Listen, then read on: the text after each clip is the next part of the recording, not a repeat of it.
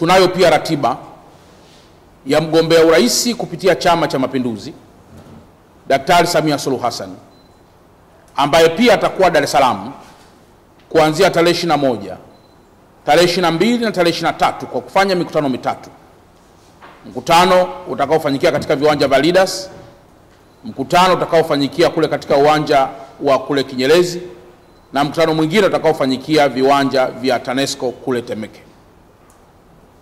Niwahakikishie wana CCM wote na Watanzania kwamba mgombea huyu atanadi sera zake katika mkoa wetu na kuondoka salama bila kuingiliwa na kitu chochote, kama ambavyo tumefanya hivyo kwa wagombea wengine wa vyama vingine vya siasa.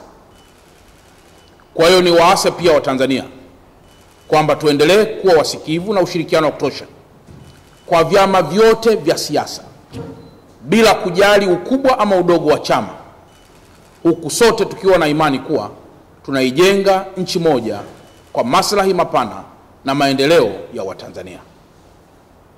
Sanjari au sambamba na hilo, tarehe 29 ya mwezi wa 10, 2025, taifa la Tanzania linakusudia kuwa na uchaguzi mkuu.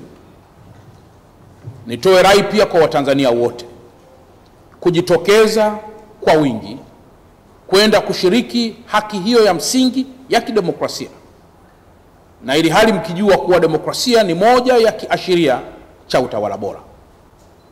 Tujitokeze kwa wingi kwenda kuchagua viongozi tunaowahitaji. Tujitokeze kwa wingi kwenda kushiriki mchakato huo wa kidemokrasia ambao ni takwa la kisheria. Tume Huru ya Taifa ya Uchaguzi imeendelea kutoa miongozo yote ya namna kushiriki uchaguzi huu.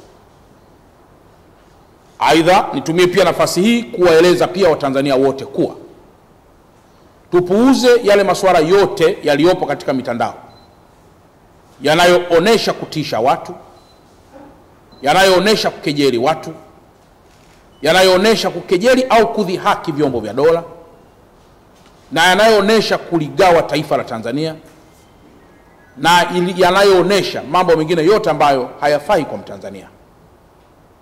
Kwa wenzangu wafanyabiashara wa biashara zozote zile katika maeneo mbalimbali ya Kariakoo na maeneo mengine ya Tanzania ama hapa Dar es Salaam, msiogope jambo lolote. Endeleeni kufungua maduka yenu kama ambavyo mnafanya.